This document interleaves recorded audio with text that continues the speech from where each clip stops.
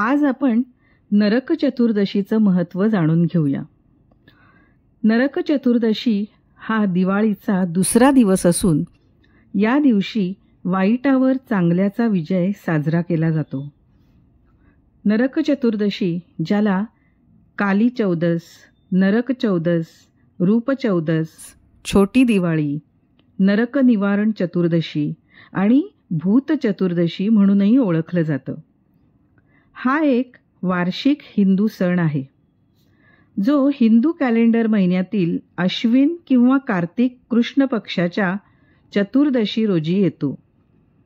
हिंदू साहित्यात असे म्हटले आहे की असुर म्हणजेच राक्षस नरकासूर या दिवशी कृष्ण आणि सत्यभामा यांनी मारला होता. हा दिवस पहाटे धार्मिक विधींनी साजरा केला जातो. या दिवशी पहाटे उठून अभ्यंग स्नान करण्याची प्रथा आहे, ज्यामध्ये पहाटे सूर्योदयापूर्वी उठून सुवासिक उटणे आणि तेल लावून स्नान केले जाते. भगवान श्रीकृष्णाने नरकासूर नावाच्या राक्षसाचा वध करून 16,100 महिलांना वाचवल्याच्या घटनेची ही आठवण आहे.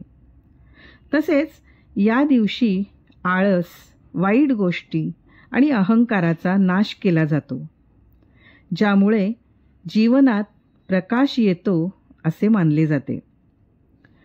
या दिवशी पारंपरिकरित्या 14 दिवे लावतात, तर कमीत कमी 5 दिवे लावणे शुभ मानले जाते. या दिवशी यमराजाची पूजा केली जाते, ज्यामुळे नरक यातनांपासून संरक्षण मिळते असे मानतात. नरक चतुर्दशीच्या दिवशी मीठ, तेल आणि तीक्ष्ण वस्तूंचे दान करणे अशुभ मानले जाते. हा सण आळस आणि दुष्टपणाचा नाश करून जीवनात प्रकाश आणतो असे मानले जाते.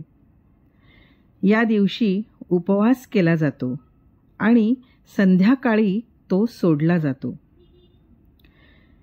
नरक चतुर्दशीच्या दिवशी केलेले सत्कर्म सर्व पाप नष्ट करतात आणि स्वर्गसुख देतात असेही मानले जाते.